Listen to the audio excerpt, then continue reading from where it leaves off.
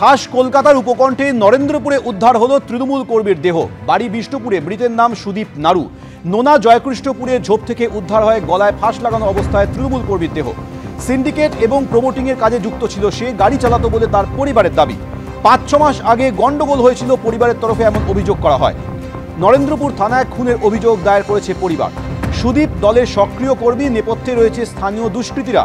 অভিযোগ বিষ্ণুপুরের তৃণমূল বিধায়কের। সিন্ডিকেটের জিনিসপত্র ফেলাকে কেন্দ্র করে গন্ডগোল, নেপথ্যে রাজনীতি নেই, দাবি পরিবহন প্রতিমন্ত্রী দিলীপ মণ্ডলের।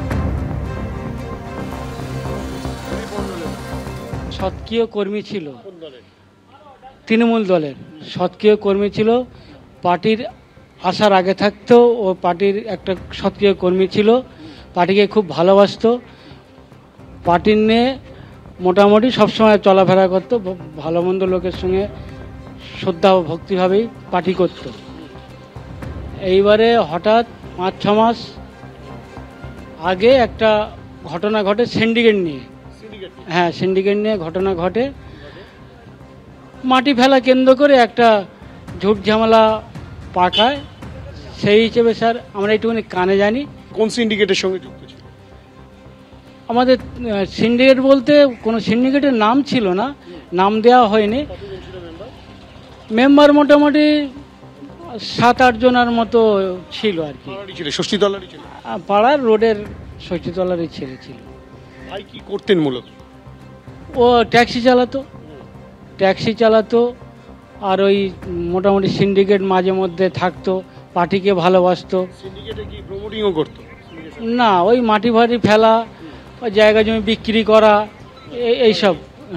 দালালি যেটা বলে স্যার, ওই বিষয় নিয়ে করতো স্যার। এই যে গন্ডগোলটা, সিন্ডিকেট নিয়ে গন্ডগোলটা কত মাস আগে হয়েছিল এবং কাদের সাথে হয়েছিল?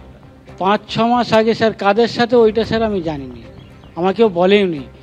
গতকালকে সন্ধ্যে 7:30টার সময় ক্লাব থেকে, তৃণমূল পার্টি অফিস থেকে আমাকে ফোন করছে, বলে প্রদীপবাবু আপনার ভাই স্পট ডেড হয়ে গেছে, মার্ডার হয়েছে। আজকে পুলিশ এই তদন্ত করে যারা অন্যায় করেছে তাদের শাস্তি দিক, এটাই আমার বলার।